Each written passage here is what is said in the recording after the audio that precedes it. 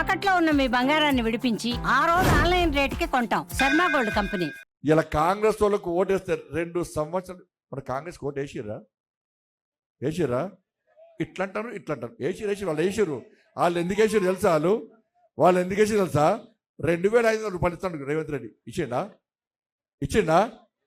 2,500 రూపాయలు ఇచ్చిర్రా? అకౌంట్ చూసుకొని టిక్ పడుతుంది చూసిరు లేవా? మరి ఓటు వేసి మళ్ళీ ఇప్పుడు ఓటు వేయరు. ఇక మరి 4,000 రూపాయలు పెన్షన్ ఇచ్చిండా? అబ్బా ఇప్పుడు ఇట్లా ఊపుతాడు. అప్పుడు దిగేశ్వరి మరి ఓటు 4,000 రూపాయలు ఇవ్వాలి. తులం బంగారం ఇచ్చిండా? మొత్తం మెడ చూడు, ఒక్కొక్కరు మెరుతున్నాయి చూడు. అబ్బో ఇవి వాళ్ళు ఇచ్చినాయి కాదా? వాళ్ళకి ఇచ్చుడు కాక ఇదే పోంగా మీరు మంచిగా కొంగులు మంచిగా చుట్టుకోవడం వల్ల కూడా కాంగ్రెస్ వాళ్ళు ఎత్తుకపోతారు. తులం బంగారం ఇవ్వకపోయా. ఉద్యోగాలు ఇచ్చిన మీ పిల్లలకు, మరి స్కూటీలు ఇచ్చిండా? మరి 2,500 రూపాయలు ఇవ్వకపోయా, 4,000 రూపాయలు ఇవ్వకపోయా, మీ పిల్లలకు ఉద్యోగాలు ఇవ్వకపోయా, మీ స్కూటీలు ఇవ్వకపోయా, ఉద్యోగులకు డిఏ ఇవ్వకపోయా, రిటైర్మెంట్ అన్నలకు బెనిఫిట్స్ ఇవ్వకపోయా, మేమిచ్చిన ఇండ్లు మీకు ఇవ్వకపోయా, ఏమి అని కాంగ్రెస్ పార్టీకి మళ్ళా ఓటేస్తే ఏం లాభం? 2 సంవత్సరాల ఒక్క పైసా ఇవ్వలే. 2 సంవత్సరాల ఒక్క పైసా ఇవ్వలే. ఇవాళ రేవంత్ రెడ్డి సారు చొప్పదండికి వచ్చట లేదు కరీంనగర్కు 1,100 కూడా ఎప్పుడు ఇచ్చావు నువ్వు? 2,500 రూపాయలు ఇవ్వ చదువు ఆయనే అన్నాడు. నా తలకాయ నరికినా కూడా నా దగ్గర ఒక్క పైసా లేదు అన్నాడా లేదా? ఇక ఆడోళ్ళందరూ ఆశలు వదులుకోండి. ఇక ముఖ్యమంత్రి పైసలు అంటే అడిగి వేస్తూ వాళ్ళకు ఓటు వేసి వేస్ట్ అని చెప్పి ఇవాళ ఓటు వేస్తలేరు. మరి ముఖ్యమంత్రి పైసలు లేవనే కేసీఆర్కు కంగుల కమలాకనకు వాళ్ళు నా ఇక్కలేదు, నా అక్కర్లేదు, నా గరిక, నా ఘాట్కా. వాళ్ళు వేస్తే వాళ్ళకు వేస్తే, వీళ్ళకేస్తే వీళ్ళకి వేస్తే, మరి కాంగ్రెస్ వాళ్ళకు ఓటేస్తే పైసలు ఎక్కడి నుంచి వస్తాయి? వాళ్ళు అంటారు 3 సంవత్సరాలు మేమే అధికారంలో ఉంటాం, మాకు ఓటేస్తే మేము అభివృద్ధి చేస్తామంటున్నారు. మరి పైసలు ఎక్కడి నుంచి వస్తాయి అంటే, ఎక్కడి నుంచి వస్తాయట అంటే మీ ఇంటి పన్ను పెంచుతారట. ఈ షట్టర్ కిరాయి పెరుగుతుంది, షట్టర్రు పై ట్యాక్స్ పెరుగుతుంది, ఇంటి పన్ను పెంచుతారట, నల్లా పన్ను పెంచుతారట, కరెంటు ఛార్జీలు పెంచుతారట. అన్ని ఛార్జీలు పెంచి ఇలా అభివృద్ధి చేస్తారట. ఒప్పుకుంటారా మీరు? ఇలా ఇంటి ఛార్జీలు ఇంటి పన్ను పెంచితే కిరాయిలు పెరుగుతాయి, ధరలు పెరుగుతాయి, అన్ని పెరుగుతాయి. వ్యాపారస్తులు కూడా మొత్తం వాళ్ళ బతుకులు బర్బాద్ అవుతాయి, పేదోళ్ళ బతుకులు బర్బాద్ అవుతాయి. అదే మాకు ఓటేసిరనుకో, ఇలా ముగ్గురు గెలిస్తే మేము కరీంనగర్లో మేయర్ మేమైతే ఇప్పుడు 1,400 కోట్ల రూపాయలు నేను పట్టుకొచ్చిన. ఎక్కడన్నా పన్నులు పెంచినమా?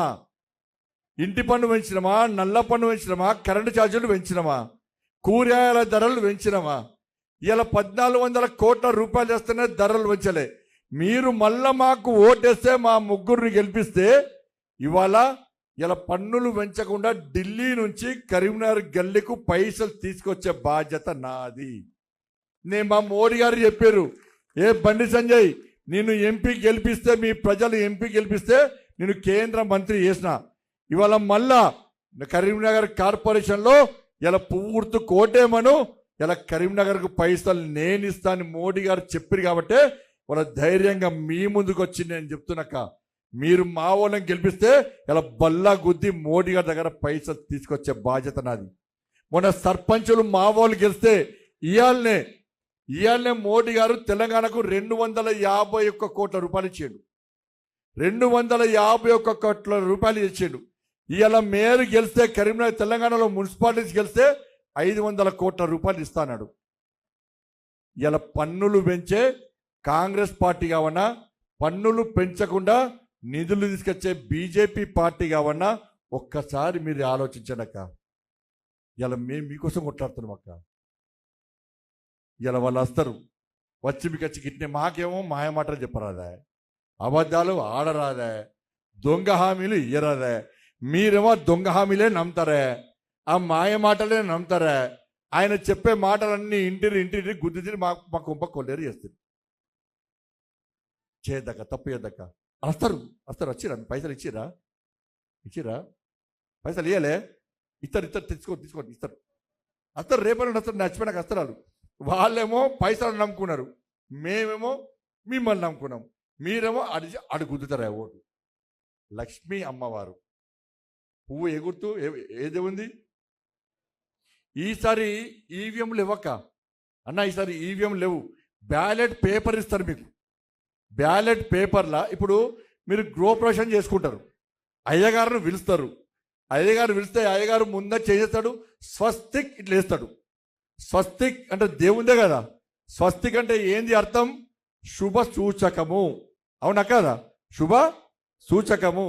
ఇవాళ మీరు బ్యాలెట్ ఇస్తే బ్యాలెట్లో అమ్మవారి గుర్తు పువ్వు గుర్తుంటుంది. మీ చేతికి స్వస్తికు గుర్తు, స్వస్తికు ముద్ర ఇస్తారు. ఆ స్వస్తికు ముద్రను ఏం చేయాలి? అమ్మవారి కమలం పువ్వు మీద వేస్తే ఇలా కరీంనగర్కు శుభ సూచకము, మీకు కూడా శుభ సూచకము. వేస్తారా? కాంగ్రెస్ వాళ్ళకు చేయి గుర్తుకేస్తే అది మీ మీద భస్మాసుర హస్తమవుతుంది, మీ పన్నులు పెరుగుతాయి. ఇక బీఆర్ఎస్ వాళ్ళకి గెలిచేటి 4 వాళ్ళు అన్ని మూసుకొని వింటే కూర్చున్నారు.